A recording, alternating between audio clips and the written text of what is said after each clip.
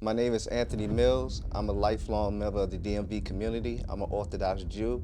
I grew up in Coleman Manor, Maryland, and I currently live in Fairfax, Virginia.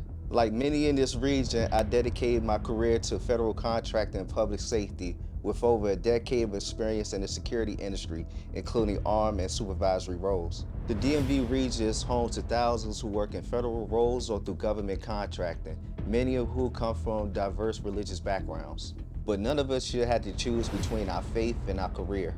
I was placed at the National Archives in College Park, Maryland through Ally Universal, a private security contractor.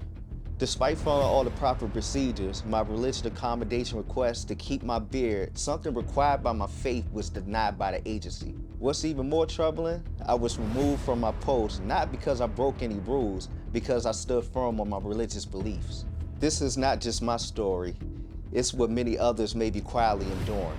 I'm not speaking out just for myself, but for anyone who ever feels silent, pressured, or punished for standing firm on their faith. This video series will walk you through of what happened and why it mattered and how can we stand on justice and accountability.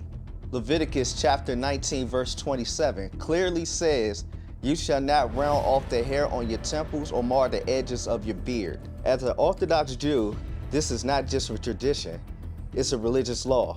It's a part of who I am and how I practice my faith daily. I don't shave my beard because to do so will violate my covenant with God. This is not a style choice, this is a commandment that I made with God. No job should make me choose between my faith or a paycheck. On December 3rd, 2024, I formally submitted a religious accommodation request for my beard for my Orthodox Jewish beliefs.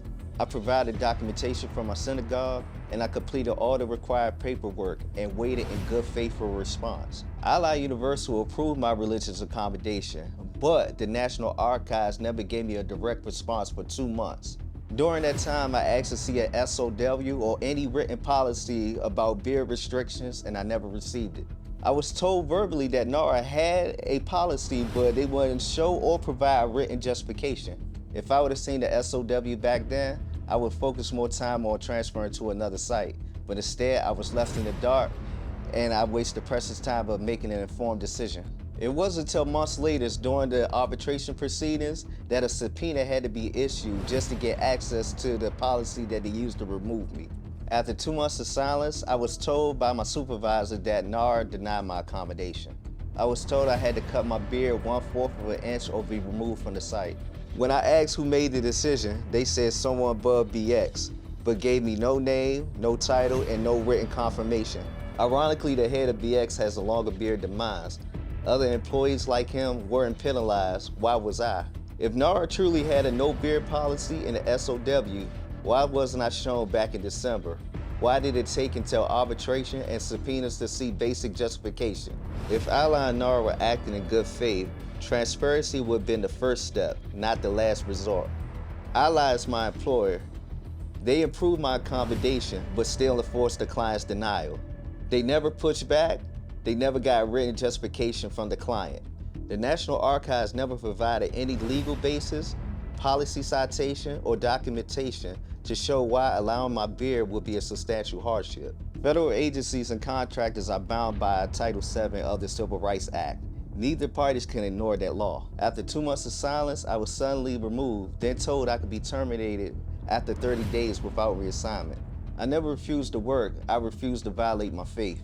When I asked questions, legal questions, I was met with deflection, denial, and delay. I even received a call from someone at NARA that called my brother and asked for my badge. That's harassment, that's retaliation, that's illegal. My case isn't happening in a vacuum, it's part of a much larger fight for religious freedom in the workplace. In Groff v. DeJoy, 2023, the U.S. Supreme Court ruled that employers must demonstrate a substantial hardship, not just inconvenience, to deny a religious accommodation.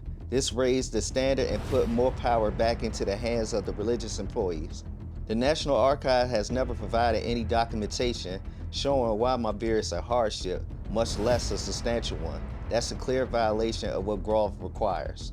Then there's Richard versus Walden Security, where another security officer, also removed for religious beard practices, took legal action. The court ruled that Walden Security's enforcement of a blanket grooming policy wasn't enough, and key parts of that case survived summary judgment. Like me, Officer Richard was granted an accommodation, then punished for trying to live by it. The case shows courts are willing to recognize this as a serious civil rights issue, especially employers say one thing, then act differently. These cases aren't just legal references, they're blueprints for how workers like me and maybe like you can fight back and win. And in addition to federal law, my rights was also violated under the CBA between Ally and the URSO.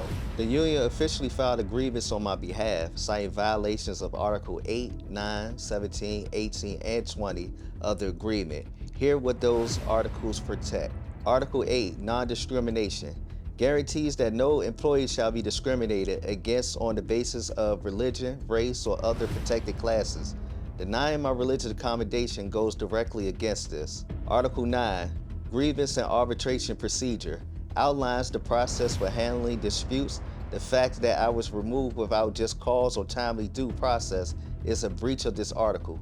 Article 17, discipline and discharge, requires that employees should not be suspended or discharged without just cause. I was pulled from my post for refusing to violate my religious beliefs, not for misconduct or performance issues. Article 18, health and safety, covers the employee's responsibility to maintain a safe and respectful work environment. Retaliation and inconsistency policy reinforcement undermine workplace safety, especially for religious minorities. Article 20, union representation and rights, ensures that the union members are treated fairly and have access to proper representation. I was denied adequate representation at a critical meeting about my religious accommodation. The union didn't just raise these violations, they advanced the grievance to arbitration, and we're still waiting for a response from Ally and the National Archives. Whether it's federal civil rights law or our own union contract, the message is the same. What happened to me was wrong, unlawful, and must be addressed. I filed a formal complaint with the EEOC and I advanced my grievance with the union. I'm seeking back pay to recover the wages I lost since February, front pay for the future income I should have been earning, compensatory damages for the emotional distress and reputational harm, punitive damages because this wasn't a mistake, it was reckless and willful violation of my rights, legal costs because no one should have to bear the costs of fighting injustice alone. They could have shown me everything, instead they chose silence.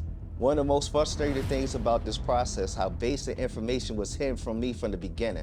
I was never given an SOW, never shown a clear policy that justified my removal, just vague references and verbal statements. My union rep told me to request the accommodation, but how could I make informed choices without seeing the very policy that would decide my future? If I would have seen the SOW or any written justification as far as my beard, I wouldn't even put in the religious accommodation. I would have just accepted reassignment a long time ago. Instead, they strung me along, failed to advocate for me, and forced me into an uncertain, unstable position. Now, even months later, we still chasing documents with subpoenas that could have been shared at the start. That's not good faith, that's avoidable harm. This didn't happen in a foreign country. It didn't happen in the 1960s. It happened right here in 2025. In the heart of the federal government to someone who simply wanted to live by his faith and do his job. I'm a black man, I'm an Orthodox Jew, I'm a professional, I'm a brother, I'm a son, I'm one of many who should never have to hide or compromise who we are just to keep a paycheck. If they could quietly deny me my rights under the radar, they could do it to you, your sister, or your son, or your neighbor, especially if your faith is visible, especially if you're part of a minority. I'm calling on the black communities, Jewish communities, Muslims, Sheiks, Christians, and every person to faith to stand with me. I'm calling on the Hebrew Israelites, to my brothers in the IUIC, GOCC, ISGBK, Sakari, House of David, and the FOPE, and every other Israelite camp across the country. Our freedom to worship and to work without fear must be protected. I'm calling on the ACLU, the Beckett Fund, the NAACP, JCRC, the ADL, the CAIR, and every civil rights organization that stand and defends religious liberty. Don't stay silent on this. I'm calling on the media, Jewish media, black media, national media, to help tell the story, to shine a light on what's happening behind these federal contracts. I'm calling on elected officials, from Congress to local governments, fix this system. Agencies and contractors should never be allowed to violate civil rights, then hide behind the red tape. This case is not just about a beard. It's about a broken system that punishes people for who they are, that looks the other way when discrimination wears a uniform and a badge. Because if we don't fight for religious freedom at work, what freedom do we really have? If you believe in faith, freedom, fairness, share this, speak up, take action. Who am I? I'm Anthony Mills. I'm an Orthodox Jew. I'm a black man, and I'm from the DMV, and I endorse this message.